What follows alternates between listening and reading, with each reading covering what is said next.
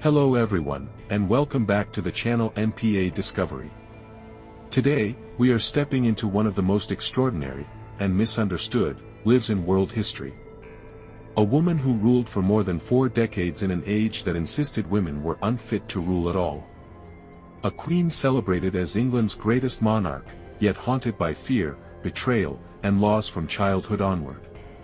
This is the story of Queen Elizabeth I. But this video is not a simple biography. It is a deep psychological and historical exploration of how trauma, power, gender, and survival forged a ruler who would change the course of England forever, and why the same wounds that made her strong also made her ruthlessly cautious, emotionally guarded, and famously unwilling to marry. Before we begin, if you enjoy long-form historical storytelling that goes beyond dates and names, stories that examine why people became who they were, please like this video, share it with someone who loves history, and subscribe to the channel. Your support gives us the motivation to keep producing detailed, meaningful content like this. Now let me ask you a question. Was Queen Elizabeth I truly a triumphant symbol of female power? Or was she, at her core, a deeply frightened woman who learned to survive by never trusting anyone completely? The answer, as with all real human beings, lies somewhere in between. A queen forged by fear. To understand Elizabeth I, we must begin not with her coronation, but with her terror. Elizabeth Tudor was born in 1533, the daughter of King Henry VIII and Anne Boleyn, a marriage that had already thrown England into chaos. Henry broke from the Catholic Church to marry Anne, defying centuries of religious tradition. Elizabeth entered the world not as a blessing, but as a disappointment. Henry had wanted a son. From the very beginning, Elizabeth's existence was precarious. When she was just 2 years old, her mother was arrested, accused of adultery, incest, and treason, charges that most historians now believe were fabricated to justify Henry's desire for a new wife. And Boleyn was executed by beheading. Elizabeth, once a princess, was declared illegitimate overnight. Imagine the psychological imprint of this. A child learns very early that love can vanish without warning. That royal favor is conditional. That survival depends not on innocence, but on caution. Elizabeth did not remember her mother clearly, but she lived inside the consequences of her death. Growing up in a world where trust was dangerous. Elizabeth's childhood was a revolving door of caregivers, political threats, and shifting alliances. She was educated brilliantly, fluent in multiple languages, steeped in classical literature, theology, and philosophy. But her emotional environment was anything but stable. She watched queens rise and fall. She saw her stepmother Catherine Howard, barely older than a teenager, executed for alleged infidelity. Another woman removed. Another lesson learned. Then came Catherine Parr, Henry's final wife, kind, intellectual, and protective of Elizabeth. For the first time, Elizabeth experienced something resembling maternal stability. And then Henry died. Elizabeth was 13. A real-life parallel. Consider modern leaders who maintain emotional distance to protect authority. CEOs, politicians, military commanders, many avoid intimacy because vulnerability can compromise decision-making. Elizabeth simply lived this reality centuries earlier, and under far greater risk. She was not cold. She was careful. The cult of the Virgin Queen. Over time, Elizabeth crafted an image unlike any monarch before her, the Virgin Queen, married not to a man, but to England itself. This was brilliant propaganda. By framing herself as self-sacrificing, she disarmed critics who feared female weakness. She became symbolic rather than personal. Untouchable rather than controlled. But symbols have a cost. Elizabeth lived without heirs, without true intimacy, and without the comfort of trust. She ruled brilliantly, but she ruled alone. Why this story still matters. Elizabeth's life forces us to confront a difficult truth: power often comes at the expense of emotional freedom. Her greatness was inseparable from her fear. Her success was inseparable from her trauma. Her legacy was inseparable from her refusal to belong to anyone. She survived by never giving herself fully to anyone again. Power behind the smile, love, manipulation, and the art of survival.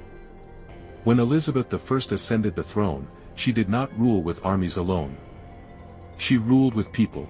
She understood that power was not only exercised on battlefields or in parliaments, it lived in private rooms, whispered conversations, and carefully staged emotions. And nowhere was this more evident than in how Elizabeth managed the men closest to her. Because Elizabeth did not reject intimacy entirely. She controlled it. The court as a psychological battlefield. Elizabeth's court was not merely a political institution.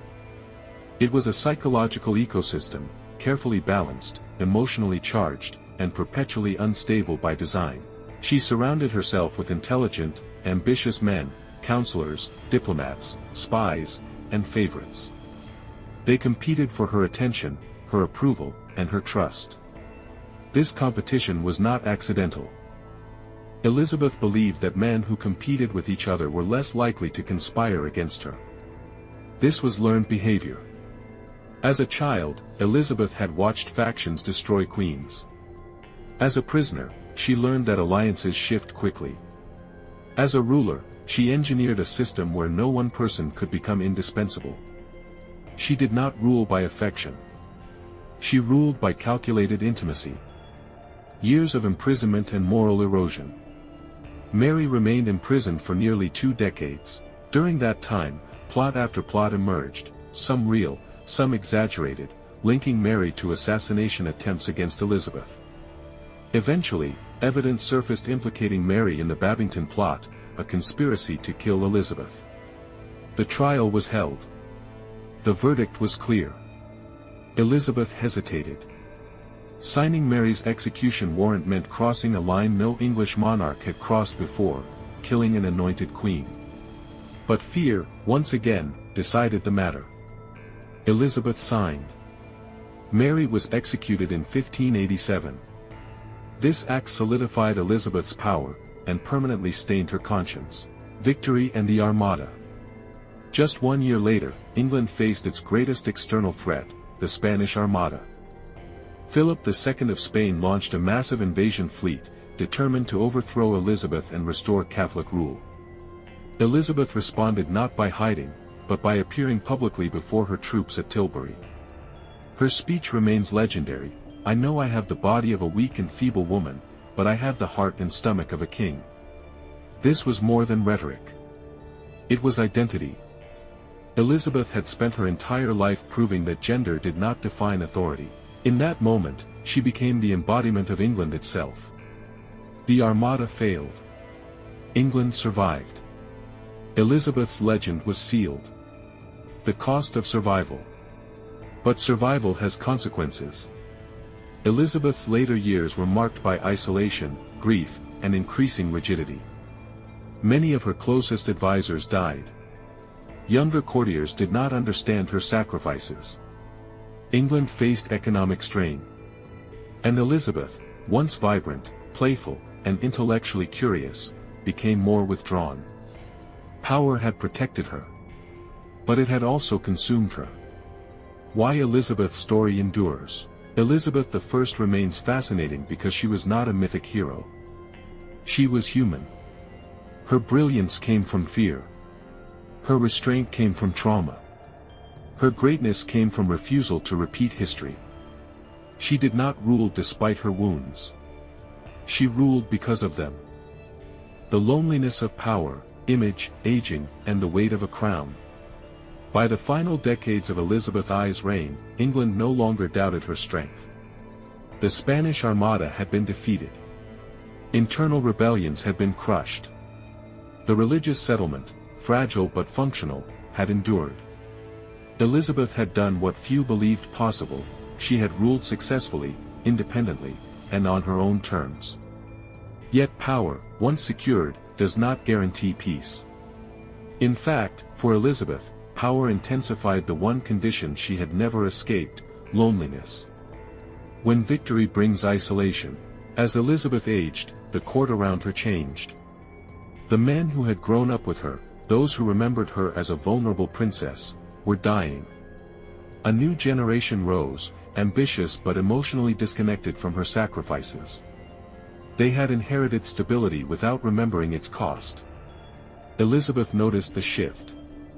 She grew less patient with youthful arrogance, less tolerant of disobedience, and more protective of her authority.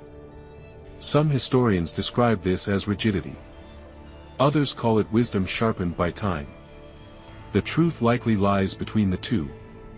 Elizabeth was not becoming cruel, she was becoming defensive. Aging in a world that worshipped youth. One of the cruelest paradoxes Elizabeth faced was this: her power relied heavily on image, yet her image was built on ideals, youth, vitality, and beauty, that time inevitably erodes. Elizabeth had always understood symbolism. As she aged, she became increasingly meticulous about how she appeared in public. Portraits were controlled carefully. Wrinkles were softened. The image of the Virgin Queen remained frozen in time, even as the woman beneath it aged. This was not vanity alone. It was survival. In a patriarchal society, an aging woman ruler risked becoming a target. Physical decline could be interpreted as political weakness. Elizabeth refused to allow that narrative to take hold. So she performed youth. And performance, over time, becomes exhausting. Real-world parallel, leadership and the fear of replacement. Modern leaders face a similar dilemma. CEOs cling to relevance. Politicians resist retirement. Cultural icons struggle to step aside. Not because they lack successors, but because identity becomes inseparable from authority. Elizabeth did not fear aging itself, she feared irrelevance. And irrelevance, in her world, could be fatal. The Essex Rebellion, betrayal from within. One of the most painful episodes of Elizabeth's later reign involved Robert Devereux, Earl of Essex, a young nobleman she once favored. Essex was bold, impulsive, and arrogant. He believed himself indispensable. Elizabeth, perhaps seeing echoes of earlier favorites, tolerated his behavior longer than she should have. Eventually, he crossed a line. In 1601, Essex led a failed rebellion against the crown, claiming to act in Elizabeth's best interest while undermining her authority. This betrayal cut deeply. Elizabeth had always expected threats from outside, but betrayal from within, from someone she had elevated, confirmed her darkest belief: trust invites danger. Essex was executed. Elizabeth reportedly sat in silence afterward, staring at the floor for hours. Victory had come at the cost of emotional severance. Succession anxiety, the question she would not answer. As Elizabeth aged, one question dominated every political conversation: who would succeed her? Elizabeth refused to name an heir. To outsiders, this appeared reckless. To Elizabeth, it was strategic. Naming a successor would immediately weaken her authority, courtiers would shift allegiance. Foreign powers would interfere. But the refusal came at a cost. England lived in uncertainty. The Tudor line faced extinction. Anxiety grew among nobles and commoners alike. Elizabeth knew all of this.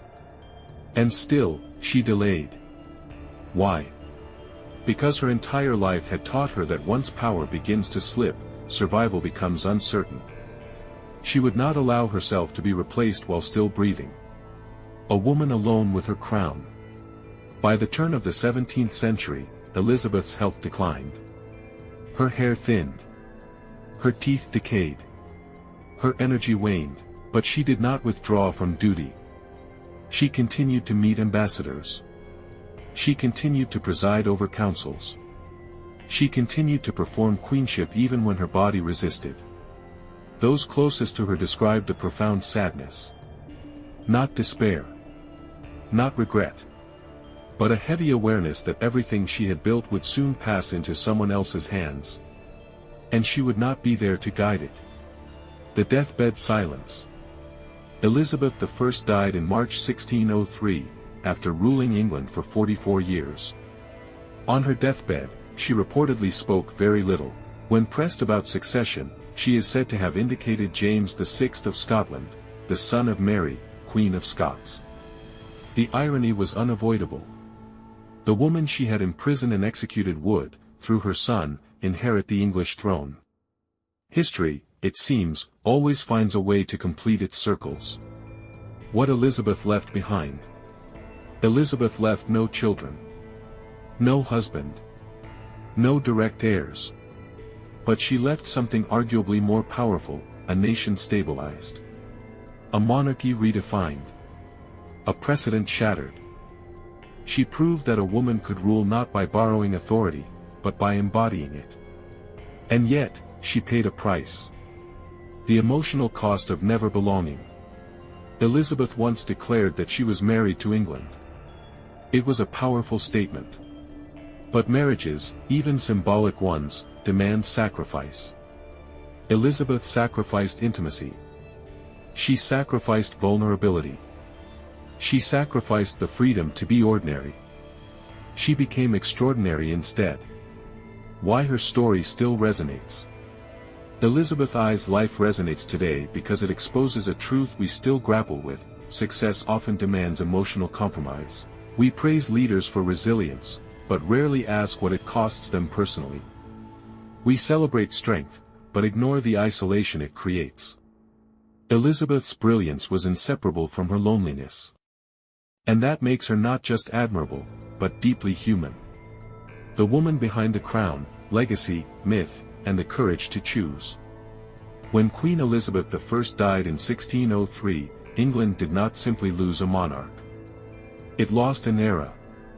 For 44 years, Elizabeth had been the constant center of English political life. Generations had grown up knowing no other ruler.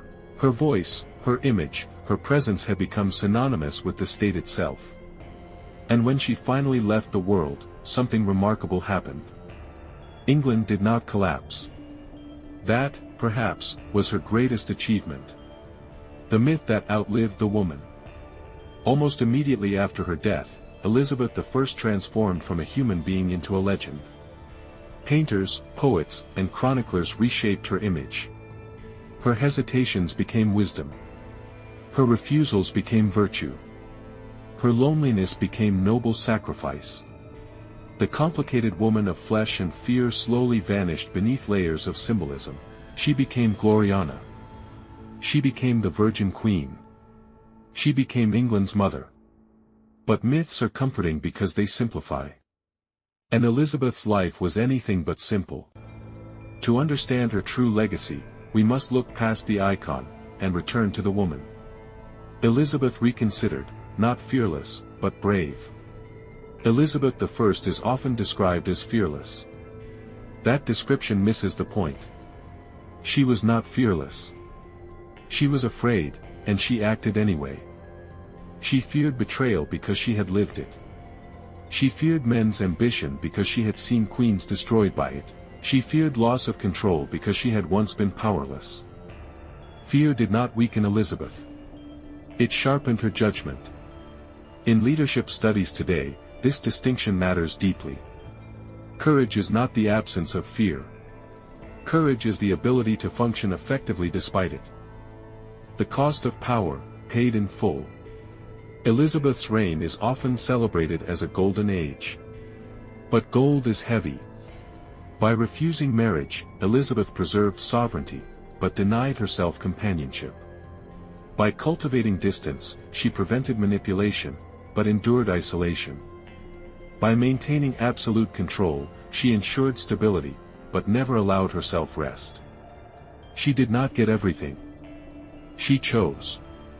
And every choice closed a door. This is the part of her story we rarely acknowledge: greatness does not come without loss. Elizabeth understood this early, and accepted it consciously, the woman who refused to be owned. Perhaps the most radical thing Elizabeth I ever did was not defeat Spain, manage religion, or manipulate European diplomacy. It was this: she refused to belong to anyone. In an era when women were exchanged like treaties, Elizabeth claimed autonomy over her body, her authority, and her destiny. She did not allow marriage to dilute her power. She did not allow desire to dictate her rule. This was not rejection of love. It was insistence on self-determination. Why Elizabeth still speaks to us today. Centuries later, Elizabeth I still resonates, especially in a world where women in leadership continue to face impossible expectations. Be strong, but not intimidating. Be decisive, but not cold. Be visible, but not vulnerable. Elizabeth lived inside these contradictions long before they were named. Her solution was not perfection. It was resolve. A final reflection: strength is a choice. Elizabeth I once said, "I would rather be a beggar and single than a queen and married." This was not bitterness.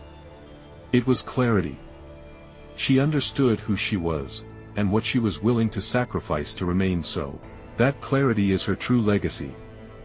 Not the crowns. Not the portraits. Not the myths.